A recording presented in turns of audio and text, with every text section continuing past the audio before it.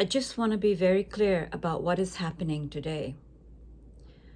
Israel is refusing to abide by what was agreed yesterday, which was that Lebanon would also be included in the 14-day ceasefire, and attacks on Lebanon would stop. Israel has bombed more than 100 targets in 10 minutes in Lebanon. They continue to devastate Lebanon and Israel has flatly refused to abide by the agreement. And Israel is saying that not only will they not abide by it, they'll continue to invade Lebanon and to intensify attacks upon Lebanon. So it's not just southern Lebanon. Israel is busy committing grave war crimes on Lebanon now. In Beirut, collapsing residential buildings, collapsing everything in sight. Grave war crimes, crimes against humanity, mass casualties. Everything we are accusing Trump of has already been done by Netanyahu and the IDF in Gaza and now in Lebanon. Israel is behaving like a rogue state. Israel is behaving like a state that commits only war crimes and crimes against humanity. The Lebanese president has pleaded with Pakistan to force Israel to abide by the agreement. Not to the United States, to Pakistan. So, right from the jump, I wanted to say Israel is devastating Lebanon and committing a mass casualty event. This is state terrorism and barbarism, and exactly what happened in Gaza. And because the Western world stayed quiet, because the likes of Starmer and Merz and Trump and Biden all enabled this, here we are. Here we are. Israel is committing terrorism, war crimes, crimes against humanity against Lebanon, and already violating the terms of what was agreed.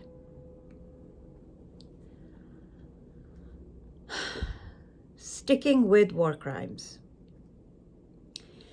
just because Trump has backed down does not mean that the issue of war crimes is gone.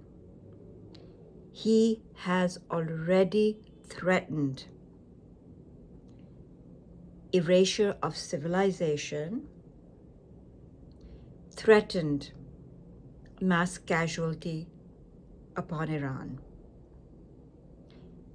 That is an illegal act. Threatening a mass casualty event upon a civilian population is illegal and in itself is a war crime. So according to former JAGs, Nuremberg absolutely flowed down to what the US military's own uniform code of conduct is, and to Geneva Conventions, which said that threatening a mass casualty act in itself is illegal and is a war crime. Why? Because it causes terror. It causes terror in the civilian population that you are threatening. And that terror itself can cause mass harm as people start to flee or react in a panicked way to the threat of mass casualties. Number two, threat of mass casualty, like Trump had threatened, puts soldiers in a difficult situation, potentially forcing them to decide what the heck to do because it is an illegal order. Number three, and this is important, threatening what Trump did the other day to erase civilization indicates that weapons of mass destruction, like nuclear weapons, may be used. Neighboring states or other states would look at that and potentially take preemptive action against the United States. That they don't know if Trump is bluffing, but they're not going to risk the chance. Therefore, it could trigger a retaliation from other states and severely harm Americans. That is why the Geneva Conventions, Nuremberg, the military considers this to be an illegal act and a war crime. So very important to know this because it will happen again. Trump will use this again.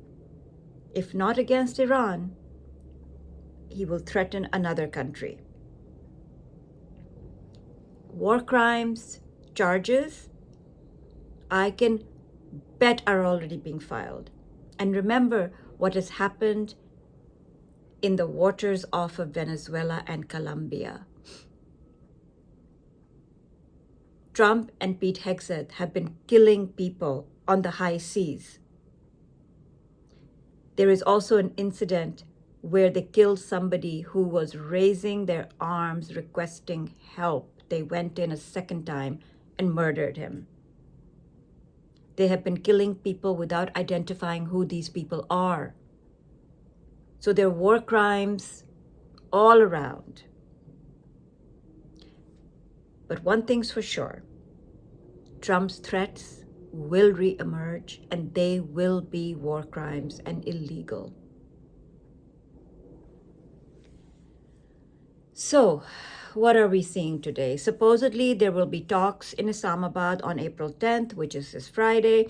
We are not sure who the Americans are sending, who the Iranians are sending, but I personally would be very shocked if the Iranians are willing to deal with Kushner and with Witkoff again, given the deception and the betrayal that both of them carried out, as well as their lack of understanding, basic understanding of what was on offer from Iran, which went much further than the JCPOA.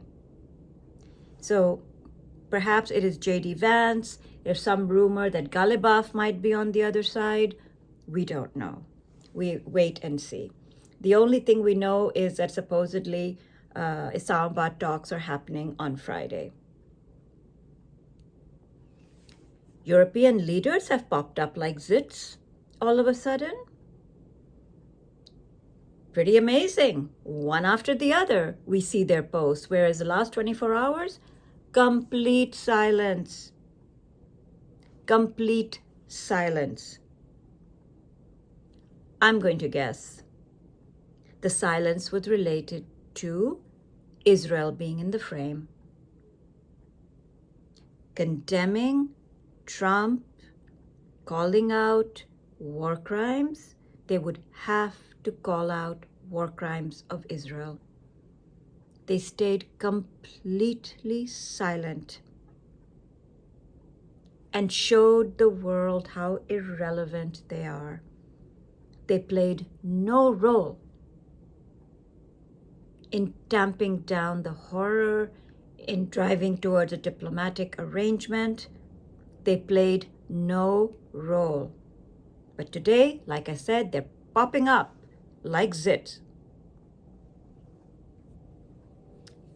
And what has Starmer done?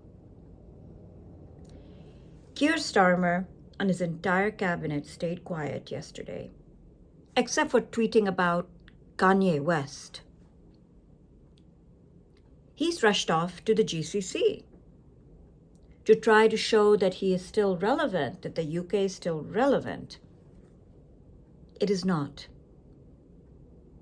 It is not. And he allowed the UK bases to be used in committing war crimes in Iran. And it was entirely unclear whether he would allow UK bases to be used for civilizational erasure. So Starmer has rushed off to the GCC. No one is convinced of his relevance. Creating somewhat of a crude ledger of winners and losers this morning.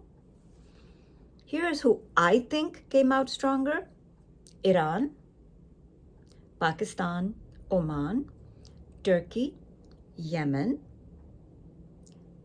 Spain, Russia, China, South Africa. And let me explain that. South Africa filed the case of genocide and war crimes against Israel in the ICJ. I think the International Criminal Court and the International Court of Justice both came out stronger, as the entire narrative about war crimes has emerged in the ether, in the zeitgeist, in the United States. So yes, human rights violations, international human rights, all of that has come out stronger. And institutions that prosecute violations, I think, have come out stronger.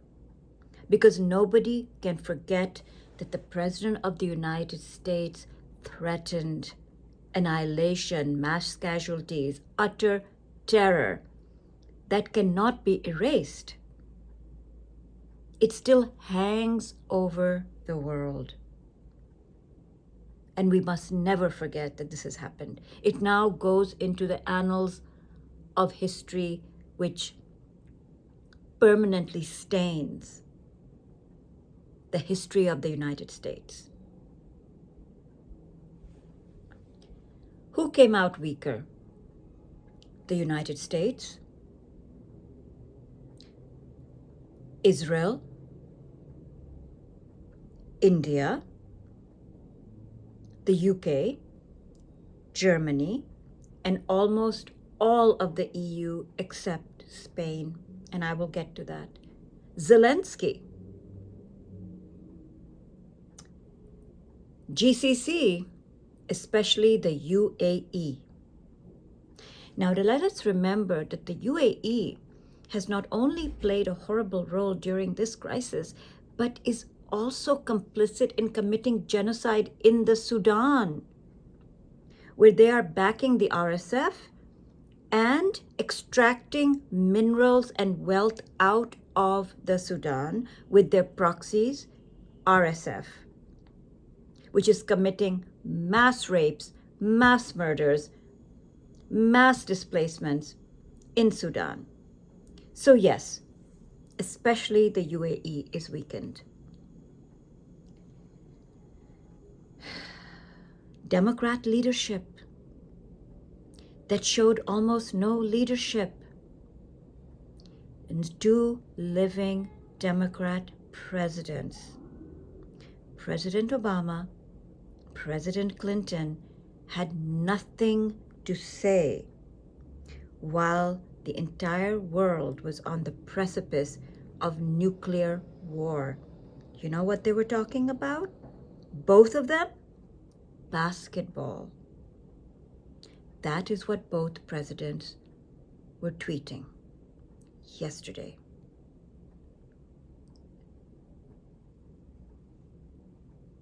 Like I said, the only moral actor out of Europe is Pedro Sanchez, who today has said, and I quote, "Ceasefires are always good news, especially if they lead to a just and lasting peace. But this momentary relief cannot make us forget the chaos, the destruction, and the lives lost. The government of Spain will not applaud those who set the world on fire just because they show up with a bucket. What's needed now? Diplomacy, international legality, and peace. Thank you, Pedro Sanchez.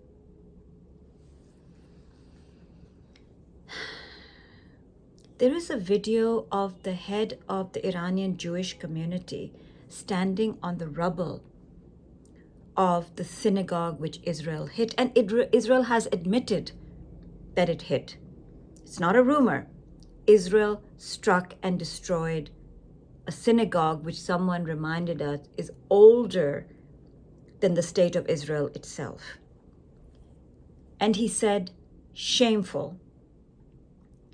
All the Israeli regime's claims about defending Jews are nothing more than a shameful lie, said Rabbi Yunus Hamami Lalezar, calling Israel's attack on a synagogue in a residential area an inhumane and terrorist act.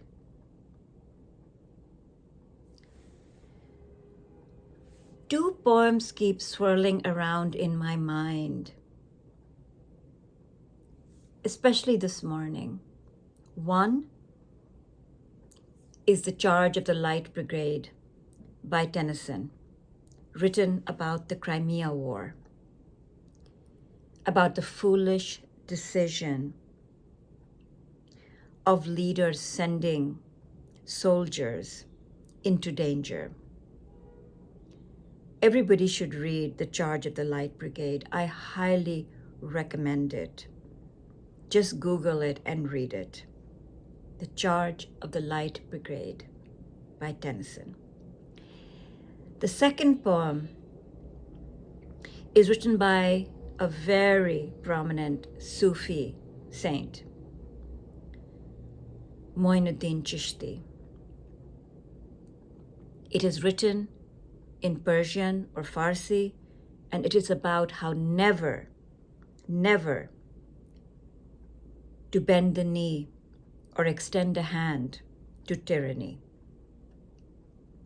And I'm going to recite it, although I don't speak Farsi, but it is very much a part of, again, the mythology, the ideology, and a guiding principle for Shias as well as Muslims all over the world. And it is recited in the month of Muharram, but I think it is very relevant today, and it has been swirling around in my head. Shah ast Hussain, Badshah ast Hussain, Deen ast Hussain, Deen Pana ast Hussain, Sardad nadad, Dast dar daste Yazid, Hakka ke bina la ilah ast Hussain. In a nutshell, it is saying, I would rather have my head cut off than extend a hand to the tyrant. I would rather be beheaded than to extend my hand to a tyrant. I think Iran has basically followed this principle and not extended their hand. They're waiting to see if tyranny ends. This is sort of the guiding principle. And as I said before, the Secretary of War and Death, Crusader Pete, did not understand the enemy and rushed into this unwarranted, illegal war with an enemy that believes they would rather be beheaded that extend their hands to what they consider tyrants. And I hope that when the Americans get to Islamabad on Friday, that they understand the principles, the beliefs, the mythology, the ideology that drives the other side. It may be important for lasting peace in this world.